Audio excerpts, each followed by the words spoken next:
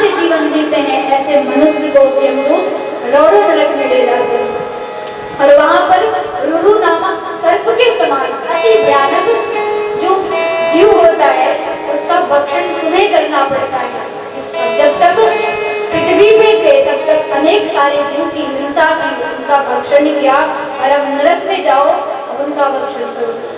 और ऐसे महारौरव नरक है, इसमें जीव जब जाता है परीक्षित तो अत्यंत कष्ट पाता है। जो अपने बड़े का, अपने सगे संबंधियों का अनादर करता है, केवल तर्क वितर्क में आस्था की शक्ति को भी धूमिल कर देता है, ऐसे तार्किक व्यक्तियों को, अभिमानी व्यक्तियों को, नास्तिक व्यक्तियों को महारौरव नरक में ले जाया जाता है। और जहाँ पर अनेक सारे जीव होते हैं, हिंसक जीव, जो उनके शरीर के मांस को, नरक का वर्णन सुन सुन के आपने मेरे भय सुनाकर मेरे हृदय में भय उत्पन्न कर दिया। ऐसे भयानक नरकों का वर्णन हमें नहीं सुनना।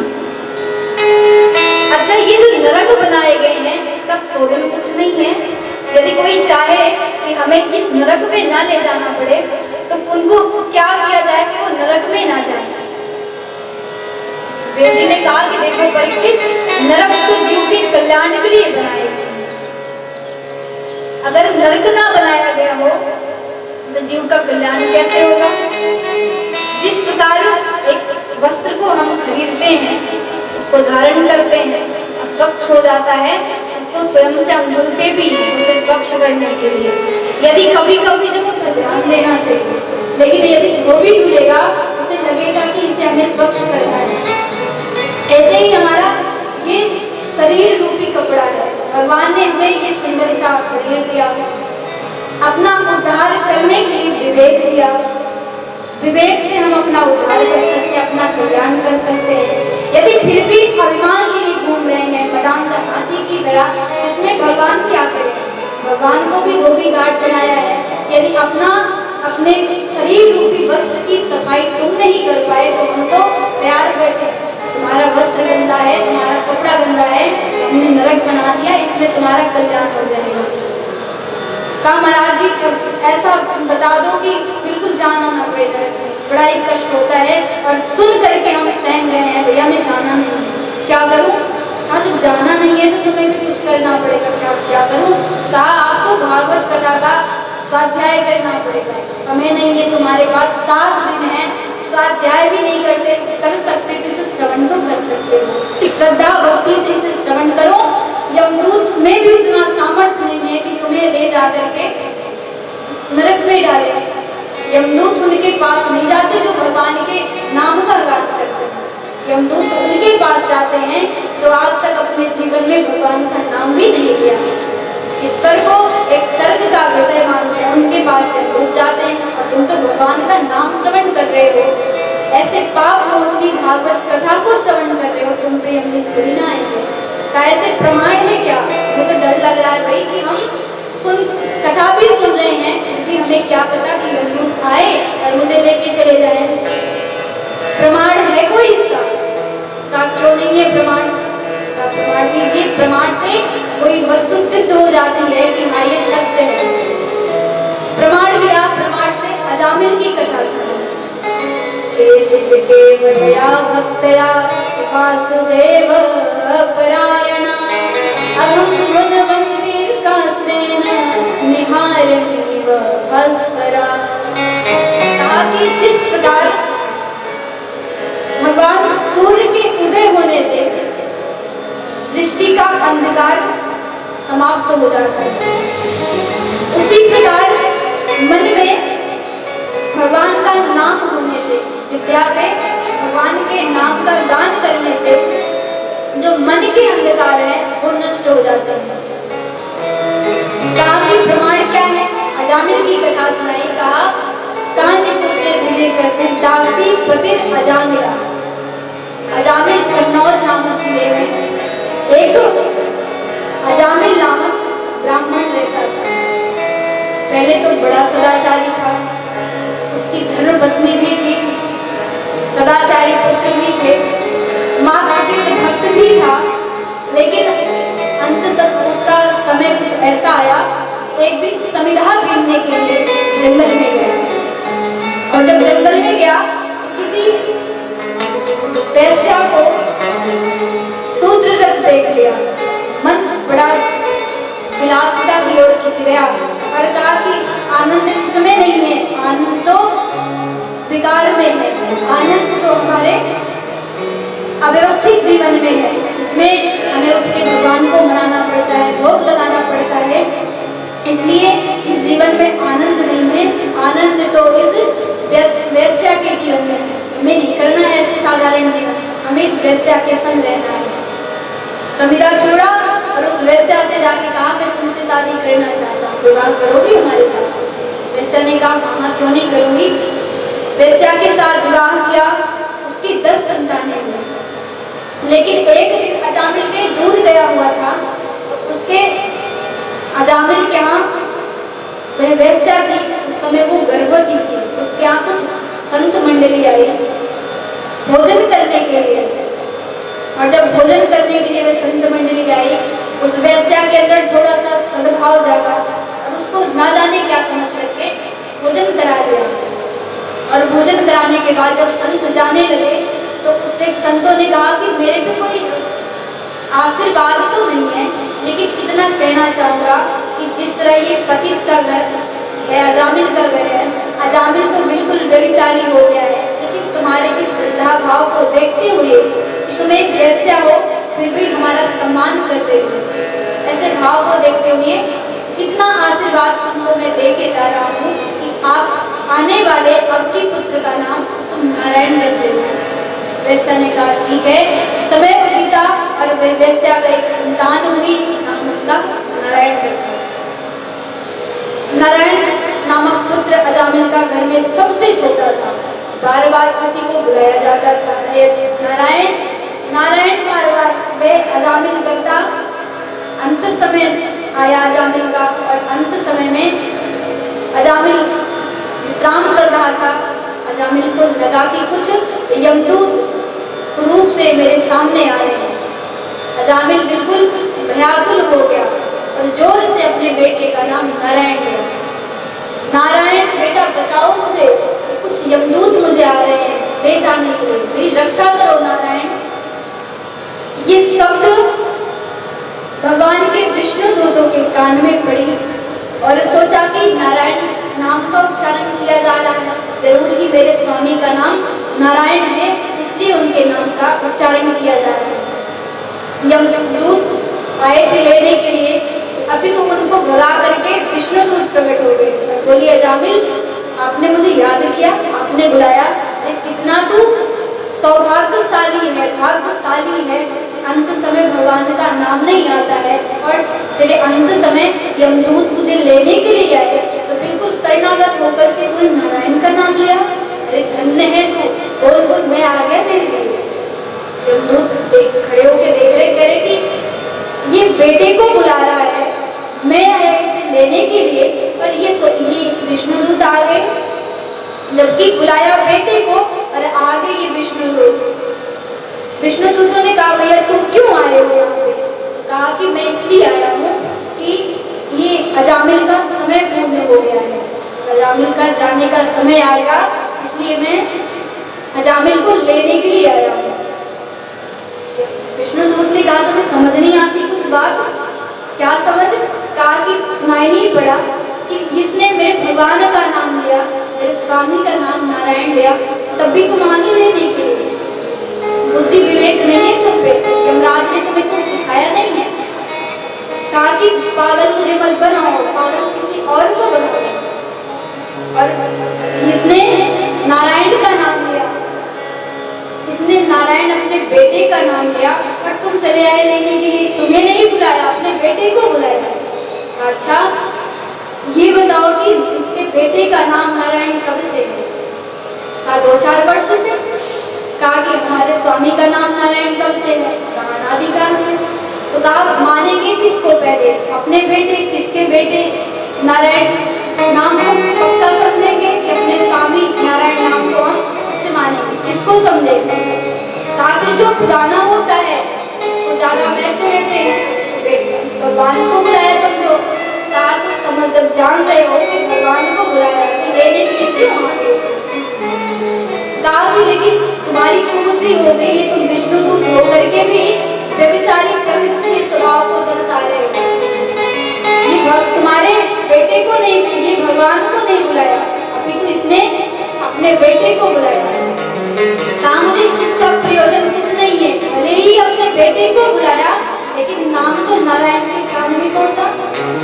भेजा तो मुझे नारायण ने, नारायण के भेजे हुए हम आए हैं, भगवान को सोच करके हमें भेजे हैं। जरूर इसने भगवान को बुलाया है, और मुझे इसका बिल्कुल प्रलोभन नहीं है कि भगवान को बुलाएगा। ताकि मुझे इसका कोई प्रलोभन नहीं है कि ये भगवान को बुलाएगा। इसने तो नारायण का नाम लिया और वस्तु ज्ञान की अपेक्षा नहीं रखी। यदि अग्नि को हम स्पर्श करेंगे तो अग्नि मुझे ये नहीं सोचेगी कि ये ज्ञानी है या अज्ञानी है। इसको स्पर्श करने से हम अवश्य हमारे शरीर को ताप पहुंचेगी। हम वो ज्वलनशील पदार्थ है, उसको स्पर्श करने से हम जल सकते हैं। ज्ञान की वो ज्ञान अज्ञान नहीं देखती है कि ज्ञानी हो अज्ञानी हो। कोई बच्चा भी उसे स्पर्श कर रहा है तो फिर भी उतना ही वो जलेगा, यदि कोई महाज्ञानी भी उससे स्पर्श करता है तो उतना ही जलेगा। यदि बिजली को हम स्पर्श करेंगे तो करंट उतना ही लगेगा, चाहे कोई बच्चा उसे स्पर्श करे, चाहे कोई उसे ज्ञानी स्पर्श करे। विष्णुदूत प्रकट हो गए और मुझे डांट करके भगा दिए। नारायण नाम लेने से उसका कल्याण हो गया। तो बताओ ये कौन से शास्त्र में लिखा गया है? यमराज ने दौड़ करके मुंह पे हाथ रखा और कहा शांत रहो, ऐसा नाम फिर से मत लेना। कहा नारायण नाम मत लो, कहा बोलना मतलब नारायण। कहा क्यों? कहा कि अगर 2-4 बार बोलोगे नारायण तो हमारे कैद खाने में जो ये पापी पड़े हुए हैं, इनके कर्णपुट में नारायण नाम प्रकट हो जाएगा, इनको हमें छोड़ना पड़ेगा, हमारा ये कार्य ठप हो जाएगा। इसलिए अब नारायण नाम मत लेना। नारायण के नाम में इतनी शक्ति है कि श्रवण करने मात्र से जीव का कल्याण हो जाएगा। और अजामिल तो भले ही बेटे को बुला रहा था, लेकिन पुत्र नाम तो भगवान का माना गया। इसलिए यम विष्णु दूतों ने जो किया अच्छा किया। ऐसे लोगों के पास मत जाना। कहा जाऊं किसके पास? यदि मैं आपके भेजे भय पे ना जाऊं कहाँ जाऊं? कहा दिव्यानवती भगवन नाम गुण थे चेतस्त ना स्मरंती तच्चरणाय। जिनकी जिह्वा भगवान के पावन नाम का गान न करती, जिनका चित्त हरि के चरणों का चिंतन न किया, जिनका मस्तक माधव के मोहिनी मूरत को देख करके मोहित ना हुआ, जिनके चरण हरि के पावन प्रांगण में पहुंच करके उनकी कथा में का रसपान न किया हो, उनको प्रणति न किया हो, जिनके हस्त कभी भगवान की सेवा न की हो, ऐसे मनुष्यों को लेने के लिए जाता है। ऐसे जो भगवान का नाम लेते हो, ऐसे मानवों को लेने के लिए कभी मत जाना। परीक्षित ने कहा अजामिल का कल्याण हो गया। अजामिल का तब क्या हुआ? सुखदेव जी ने कहा कि इस संवाद को, यमदूत और विष्णुदूत के संवाद को अजामिल बड़े ध्यान से सुन रहा था। और जब अजामिल ने श्रवण किया कि जब मैंने एक भूलवश नारायण का नाम लिया, अपने बेटे को बुलाया, तब मेरा कल्याण हो गया। विष्णुदूत ने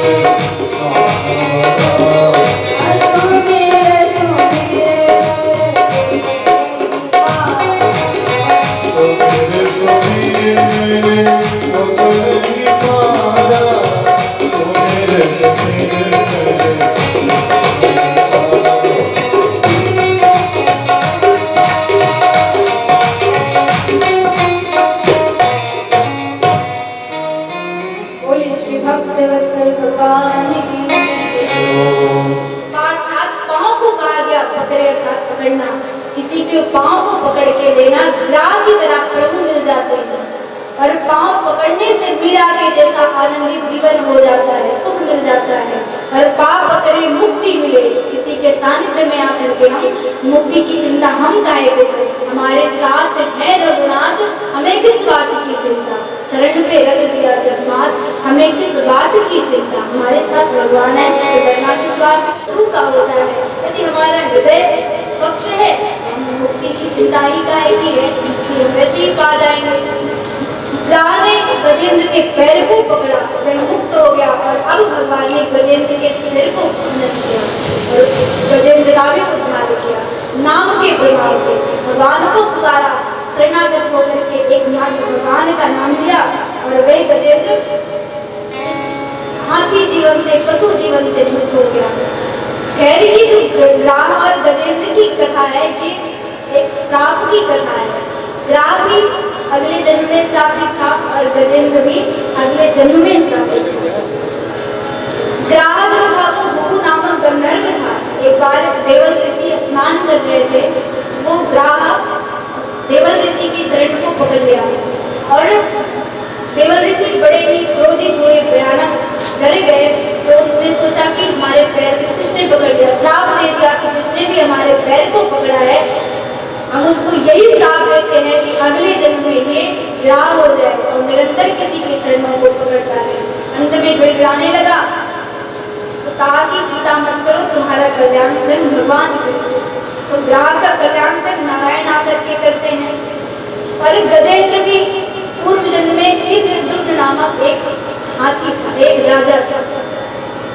राजा के अभिमान में इतना मदोन्मत्त था कि सामने से दुर्वासा ऋषि जा रहे थे, उनको देखा, प्रणाम भी नहीं किया, उनकी अवज्ञा कर दी। दुर्वासा जी को क्रोध आया और कहा कि ये हाथी की तरह इतना अभिमानी है कि मुझे देख करके प्रणाम नहीं किया। अब जा इसे श्राप देता हूँ कि ये हाथी की तरह अभिमानी हो जाए, का कोई तुझे ज्ञान ही नहीं रहेगा। तो ये दोनों श्रापित थे, श्राप के माध्यम से इनका कल्याण हुआ, लेकिन मूल जड़ जो था वो नाम ही था। भगवान का नाम लिया, अंत समय भगवान को पुकारा और भगवान ने उसका कल्याण किया। रामचरितमानस में भी कहा गया है कि नाम के प्रभाव से मीरा, सबरी, अजामिल, वीर, गणिका ना जाने कितने जन्म कोटि तपस्या के बाद भी कोई जो फल नहीं मिलता है वो नाम के प्रभाव से मिल जाता है।